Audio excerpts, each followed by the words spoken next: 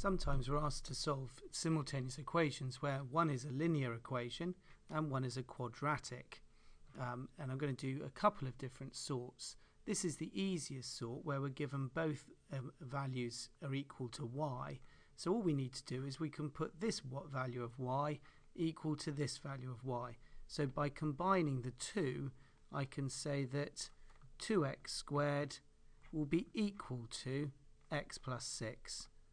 This you will now recognize as a quadratic equation, so I can rearrange it, bring this over to the other side, always make it equal to 0, and hopefully you can factorize this or use your calculator or quadratic formula to solve. 2x and x must go here. Values to make 6 are going to be 3 and 2, but if I put the 3 here, that will give me a 6x, which is too much. So it looks like I've got to have a 2 here and a 3 there. So this is going to be 4x and 3x, but I want negative x overall, so I've got to have plus 3x and a minus there. So this will now give me two solutions. Firstly, x is equal to minus 3 over 2, solving 2x plus 3 equals 0. And secondly, this gives me x is equal to 2. I now have to substitute these back into y.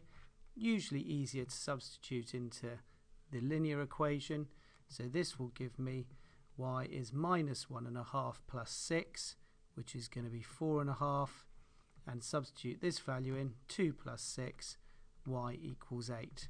So what we've actually done here is work out where the graph, and if I draw on the side, we've got a graph of 2x squared, which looks something like that. And we've got a graph of x plus 6, which looks something like that.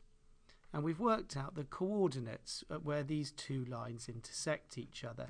So we've got minus 1.5, 4.5, which will be this point, minus 1.5, 4.5. And then we've got the value 2, 8, which will be this point here.